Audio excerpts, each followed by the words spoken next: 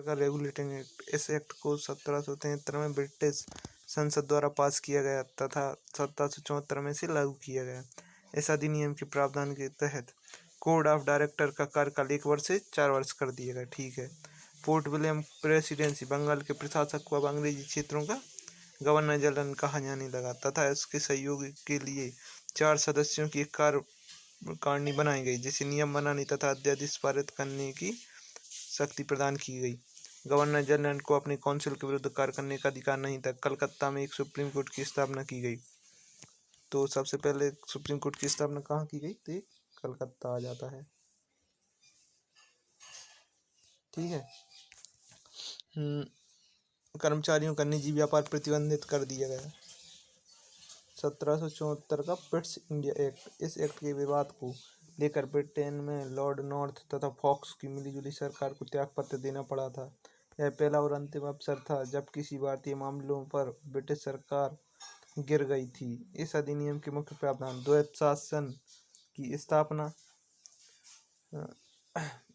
Court of director व्यापारिक मामलों के लिए और बोर्ड ऑफ कंट्रोल राजनीतिक मामलों के लिए, जो 1856 तक कायम रहा। बम्बई तथा मद्रास प्रेसिडेंसी भी गवर्नर जनरल एवं उनके परिषद के अधीन हो गई। गवर्नर जनरल की परिषदों की संख्या 3 कर दी गई और गवर्नर को परिषद पर विशेष अधिकार दिया गया। Governor general board of control की अनुमति के बिना किसी भारतीय नरेश से युद्ध एवं संधि नहीं कर सकता था। ये था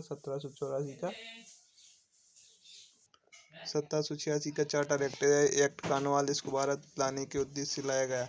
इसके द्वारा मुख्य सेनापति की शक्ति गवर्नर जनरल में निहित कर दी गई। अब गवर्नर जनरल विशेष परिस्थिति में परिषद के निर्णय को रद्द कर सकता था। 1793 का चार्टर एक्ट। इसके द्वारा लंदन स्थित नियंत्रण बोर्ड के सदस्यों एवं कर्मचारियों के वेतन आदि भारतीय कोष से देने का निर्णय लिया गया, जो व्यवस्था 1919 तक कायम रही।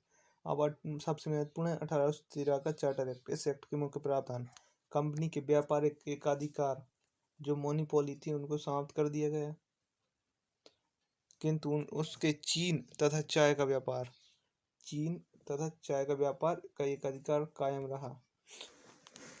कंपनी के भागीदारों को भारतीय राजस्व से 10% लाभांश देने का निश्चय किया गया। भारतीयों के लिए 1 लाख रुपया वार्षिक शिक्षा में सुधार, साहित्य में सुधार एवं पुनरुत्थान के लिए और भारतीय प्रदेशों में विज्ञान की प्रवृत्ति के लिए खर्च करने का प्रावधान किया गया। प्रथम बार अंग्रेजों की भारत पर संवैधानिक स्थिति स्पष्ट की गई। अब है 1833 का चार्टर एक्ट। इस एक्ट पर औद्योगिक क्रांति, उदारवादी नीतियों का क्रियान्वयन तथा लेसेज फेयर के सिद्धांत की छाप थी। इसका प्रमुख प्रावधान था: कंपनी का व्यापारिक एकाधिकार पूर्णतः समाप्त हो गया। कंपनी के अब केवल राजनीतिक अधिकार थी। बंगाल का गवर्नर जनरल अब भारत का गवर्नर जनरल बन गया। भारतीय कानूनों को संचित लिपि तथा सुधारने के उद्देश्य से एक विधि आयोग का गठन किया गया। 1833 चार्टर एक्ट। ठीक है। भारत में दासता को अवैध, 1843। अब 1853 का चार्टर एक्ट। इसके द्वारा कंपनी को ब्रिटिश सरकार की ओर से भारत का क्षेत्र ट्रस्ट के रूप में तब तक रखने की आज्ञा दी गई जब तक कि ब्रिटिश संसद ऐसा चाहे।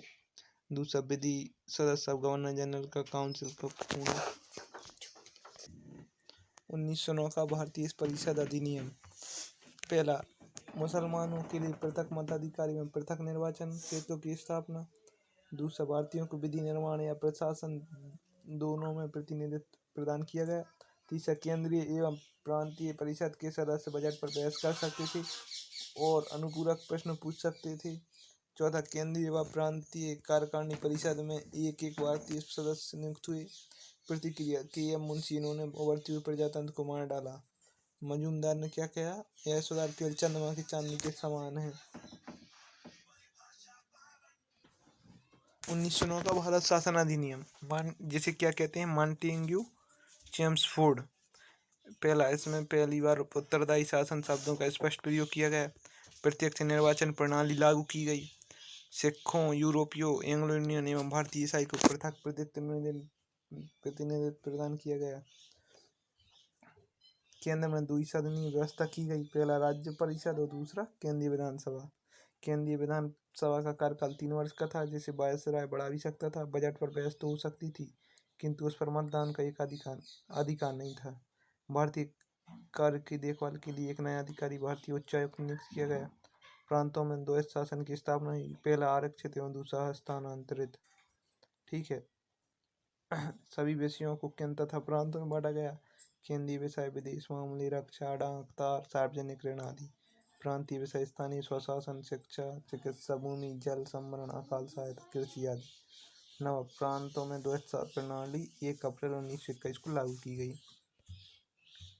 जो सबसे महत्वपूर्ण है, भारतीय शासन अधिनियम 1935, इसे 3 जुलाई 1936 को लागू किया गया। वैसे पूर्ण रूप से चुनाव के बाद अप्रैल 1937 में यह लागू हुआ। इस अधिनियम में कुल 321 अनुच्छेद एवं 10 अनुसूचियां थीं। राष्ट्रपति उपराष्ट्रपति की एक तुलना। राष्ट्रपति के निर्वाचन हेतु निर्वाचक मंडल का निर्माण संसद के दोनों सदनों के निर्वाचित सदस्यों तथा विधानसभाओं के निर्वाचित सदस्यों द्वारा होता है। उपराष्ट्रपति का चुनाव निर्वाचक मंडल का निर्माण संसद के दोनों सदनों के सभी सदस्यों निर्वाचित मनोनीत द्वारा होता है। लोकसभा का सदस्य निर्वाचित होने की योग्यता धारण करना चाहिए राष्ट्रपति को। उपराष्ट्रपति को राज्यसभा का सदस्य निर्वाचित होने की योग्यता धारण करना चाहिए। राष्ट्रपति जो अपना त्याग पत्र है उपराष्ट्रपति को देगा और उपराष्ट्रपति अपना त्याग पत्र राष्ट्रपति को देगा। ये रिवर्स चलता है। महाभियोग की प्रक्रिया द्वारा पदच्युत किया जा सकता है राष्ट्रपति। और उपराष्ट्रपति राज्यसभा द्वारा बहुमत से पारित ऐसे संकल्प द्वारा पदच्युत किया जाता है जिससे लोकसभा सहमत हो। संघ की कार्यपालिका शक्ति उसमें निहित है तथा उसका प्रयोग वह केंद्रीय मंत्रिपरिषद के परामर्श एवं सहायता से करता है। उपराष्ट्रपति के रूप में संविधान में कोई कार्य वर्णित नहीं है। वह राज्यसभा के प्रधान सभापति के रूप में कार्य करता है। राष्ट्रपति की अनुपस्थिति अथवा पद रिक्ति की स्थिति में वह राष्ट्रपति के रूप में कार्य करता है। अब लोकसभा और राज्यसभा में एक तुलना। राज्यसभा उच्च सदन अथवा द्विसदनीय है, इसे वरिष्ठ सदन भी कहा जाता है। लोकसभा निम्न सदन है, इसे लोकप्रिय सदन भी कहा जाता है। राज्यसभा के सदस्यों की संख्या 250 है, परंतु वर्तमान में सदस्यों की 245 है। लोकसभा में अधिकतम संख्या 552 हो सकती है, परंतु वर्तमान में सदस्यों की संख्या 545 है। राज्यसभा में सभी राज्यों को समान प्रतिनिधित्व प्रदान नहीं किया गया। यह राज्यों एवं संघीय क्षेत्रों का प्रतिनिधित्व करती है। यह समस्त जनता का प्रतिनिधित्व करती है लोकसभा। ठीक है। राज्यसभा में 12 सदस्य हैं जो मनोनीत किए जाते हैं। और लोकसभा में राष्ट्रपति द्वारा आंग्ल भारतीय समुदाय के 2 सदस्यों को मनोनीत किया जाता है, एंग्लो इंडियन। राज्यसभा एक स्थायी सदन है जिसका विघटन नहीं किया जा सकता। इसके सदस्यों का कार्यकाल 65 वर्षों का होता है। प्रत्येक 2 वर्ष बाद एक तिहाई सदस्य अवकाश ग्रहण कर लेते हैं तथा उतने ही नवनिर्वाचित हो जाते हैं। लोकसभा है जो स्थायी सदन नहीं है, इसका कार्यकाल 5 वर्षों का होता है और कार्य पूर्ण हो जाने पर राष्ट्रपति द्वारा प्रधानमंत्री की सलाह पर इसे भंग किया जाता है। राज्यसभा के सदस्यों का चुनाव अप्रत्यक्ष रूप से अनुपातिक प्रतिनिधित्व के आधार पर खुली मतदान प्रक्रिया द्वारा होता है। लोकसभा के सदस्यों का चुनाव वयस्क मताधिकार के द्वारा प्रत्यक्ष रूप से गुप्त मतदान प्रक्रिया द्वारा होता है। धन विधेयक जिनका वर्णन आर्टिकल 110 में है वो राज्यसभा में प्रस्तुत नहीं किए जा सकते और धन विधेयक केवल लोकसभा में प्रस्तुत किए जा सकते हैं। मंत्रिपरिषद राज्यसभा के प्रति उत्तरदायी नहीं होती, वह केवल किसके प्रति उत्तरदायी होती है? लोकसभा की। राज्यसभा द्वारा राज्य सूची के किसी विषय को राज्यसभा में उपस्थित एवं मतदान करने वाले सदस्यों के कम से कम 2/3 सदस्यों द्वारा समर्थित संकल्प द्वारा राष्ट्रपति राष्ट्रीय महत्व को घोषित किया जा सकता है। लोकसभा को यह अधिकार प्राप्त नहीं है। राज्यसभा को अखिल भारतीय सेवाओं का सृजन करने का अधिकार है जिनका वर्णन आर्टिकल 312 में है। IAS, IPS और IFS। ठीक है। लोकसभा को नहीं है यह अधिकार प्राप्त। राष्ट्रपति को हटाने हेतु प्रस्ताव का आरंभ राज्यसभा में ही किया जा सकता है। लोकसभा राज्यसभा द्वारा पारित प्रस्ताव का अनुमोदन करती है। लोकसभा के भंग होने की स्थिति में आपात की उद्घोषणा का अनुमोदन राज्यसभा द्वारा किया जाता है। लोकसभा को इस प्रकार के विशेषाधिकार की आवश्यकता नहीं है क्योंकि राज्यसभा विघटित नहीं होती। राज्यसभा का सभापति इसका सदस्य नहीं होता। भारत का उपराष्ट्रपति ही इसका प्रधान सभापति होता है। उप सभापति राज्यसभा का सदस्य होता है जिनका निर्वाचन सदस्य द्वारा किया जाता है। लोकसभा के अध्यक्ष इसके सदस्य होते हैं तथा इसका निर्वाचन सदस्य द्वारा किया जाता है। ठीक है, धन्यवाद, आज के लिए इतना ही।